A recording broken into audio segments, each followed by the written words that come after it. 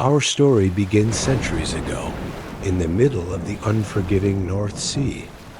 There existed an uncharted island, a place that did not appear on any map, muggle or magical, concealed by the most powerful of enchantments.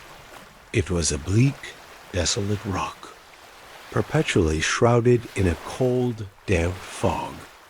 This island was home to a wizard of singular power and unparalleled cruelty, a sorcerer known only by the name Ekrisdis. He was a practitioner of the darkest and most vile forms of magic, arts so terrible they would make even the most hardened. Dark Wizard Recoil. In his fortress of black stone, he lured Muggle sailors to his island, using them for his horrific experiments, their screams swallowed by the endless roar of the sea. It is believed that in his quest for power, Ekrisdis, through his unspeakable acts, created the first Dementors.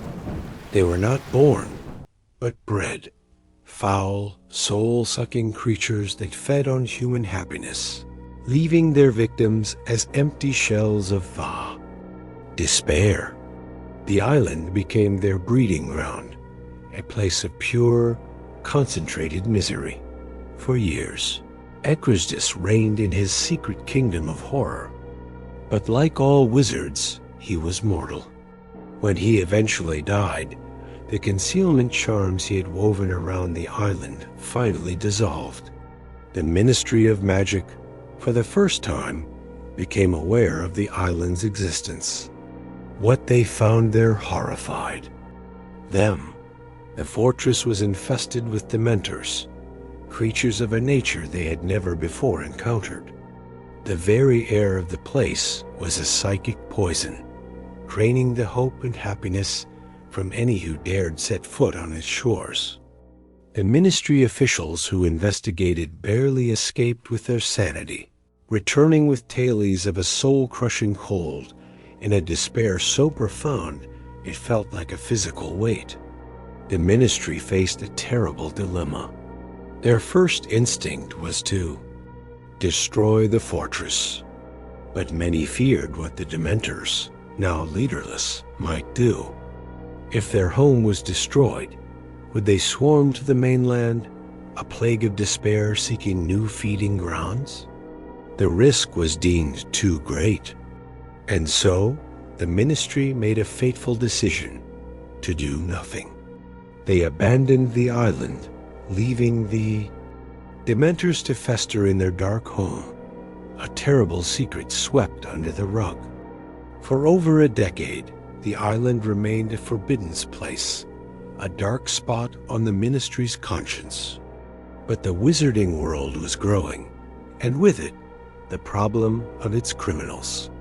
The small local prisons were proving inadequate and insecure. It was then that a new, ambitious, and utterly ruthless minister for magic, Damocles' role, rose to power. He saw the island not as a threat to be contained, but as a resource to be exploited. He made a chilling proposal.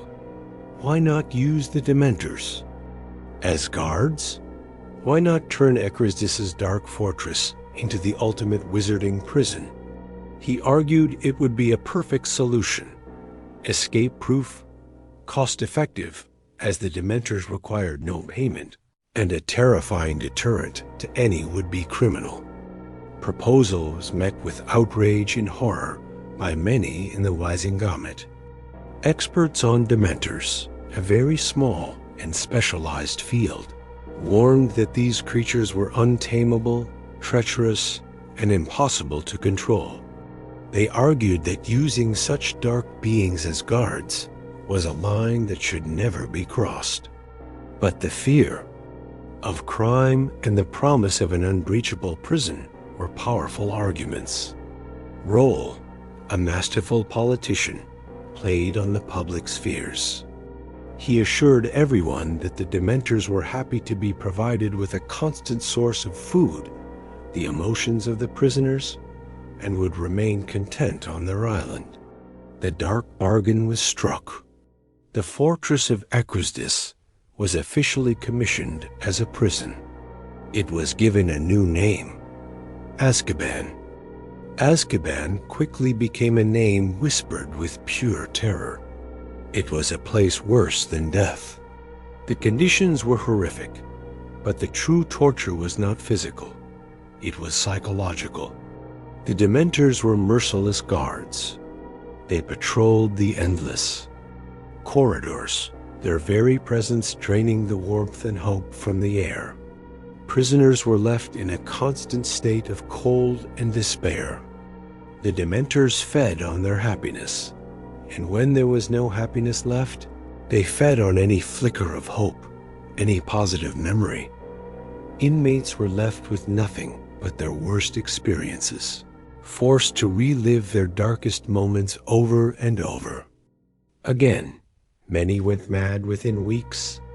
Others simply gave up, their souls withering away until they refused to eat, dying in a state of utter, hopeless apathy.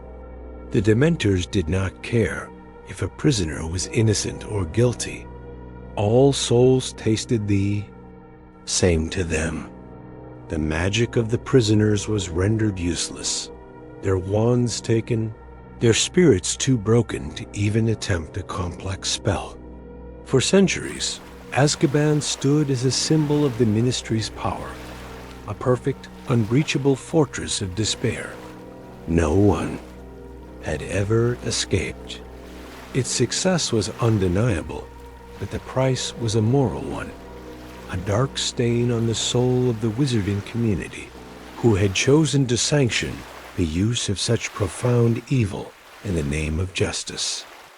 The fortress's reputation of being inescapable was first shattered by a young, determined wizard named Barty Crouch Jr., who was smuggled out by his dying mother in a complex plot involving Polyjuice Potion. But it was the escape of Sirius Black that truly exposed the weakness of the Dementors. Sirius, being an unregistered animagus, was able to transform into his dog form. The Dementors, being blind, could sense his human emotions, but they were less complex in his animal form. He was able to hold on to his sanity, and when the opportunity arose, he slipped past them as a skinny black dog, a feat that should have been impossible. It proved that the Dementors were not infallible. The final, fatal flaw in the Ministry's dark bargain was revealed with the return of Lord Voldemort. The Dementors, creatures of darkness, felt the pull of a greater, more powerful master. They had no concept of loyalty, only a hunger for souls. Voldemort could offer them more than the Ministry ever could, the chance to feed on the entire population, Muggles and wizards alike. They abandoned their posts at Azkaban, turning the prison from a fortress into a recruiting ground for Voldemort's army. The very monsters the Ministry had used to guard its prisoners had now become the soldiers of its greatest enemy. After the final defeat of Lord Voldemort in the Battle of Hogwarts, the wizarding world, under the new leadership of Minister Kingsley Shacklebolt, was forced to reckon with the dark legacy of Azkaban. The Dementors were driven away, their use, as guards permanently outlawed. The prison was purged of their chilling influence. Today, Azkaban still stands on its lonely rock in the North Sea, but it is a very different place. It is no longer guarded by monsters, but by Aurors who rotate. In shifts, it is no longer a place of soul-crushing despair, but a secure prison where criminals are contained humanely. But the dark, triangular fortress remains, a chilling monument to a time when the wizarding world made a terrible bargain, a stark reminder that the fight against monsters should never be waged by employing even greater ones. Its empty corridors echo with the whispers of a history filled with despair, a cautionary tale of a fear so great it almost destroyed them all. And so, the Dark Fortress remains, a silent monument to a time when fear was used as a weapon. The story of Azkaban and its soulless guards is a chilling reminder of the dangers of fighting darkness with an even greater darkness.